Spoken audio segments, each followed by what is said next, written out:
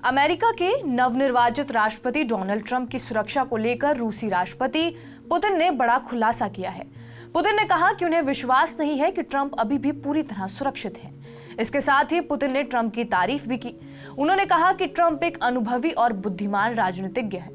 दरअसल अमेरिका में राष्ट्रपति चुनाव के बीच जुलाई में पेंसिल्वेनिया में ट्रंप की हत्या की कोशिश हुई थी, जिसमें वो घायल हो गए थे। इसके बाद सितंबर में ट्रंप के फ्लोरिडा गोल्फ कोर्स में भी राइफल से उन्हें फायर किया गया था।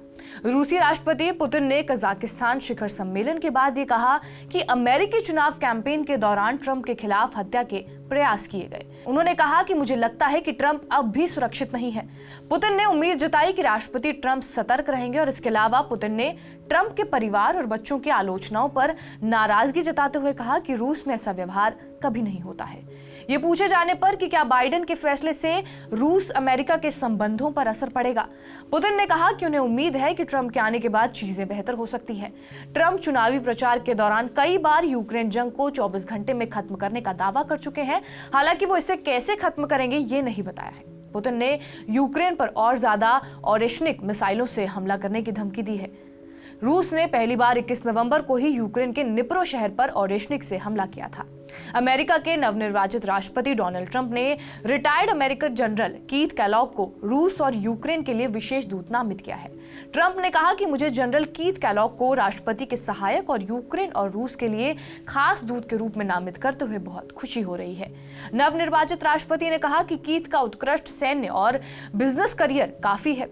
वो शुरुआत से मेरे साथ है और साथ मिलकर हम अमेरिका और दुनिया को फिर से सुरक्षित बनाएंगे। रूस यूक्रेन युद्ध की बात की जाए तो उसको 2 साल से ज्यादा का वक्त हो गया है। दोनों देशों में अभी भी जंग जारी है। रूस के हमले के बाद यूक्रेन के ऊर्जा मंत्री हरमन हालुशेंको ने कहा कि देश में ऊर्जा के लगभग सारे साधन ठप पड़ गए हैं। बीबीसी की रिपोर्ट के मुताबिक यूक्रेन में लगभग 10 लाख लोगों को 0 डिग्री तापमान में बिना बिजली के रात गुजारनी पड़ रही है। हालुशेंको ने कहा कि यूक्रेन में एनर्जी इंफ्रास्ट्रक्चर पर अटैक हो रहे हैं और इस वजह से नेशनल पावर ग्रिड के ऑपरेटर ने इमरजेंसी बिजली कटौती शुरू कर दी है। रूस ने फरवरी 2022 के बाद से ही कई बार यूक्रेन के एनर्जी इंफ्रास्ट्रक्चर पर हमला किया है और यूक्रेन के मुताबिक सिर्फ इस साल रूस ने 11वीं बार एनर्जी इंफ्रास्ट्रक्चर पर हमला किया है।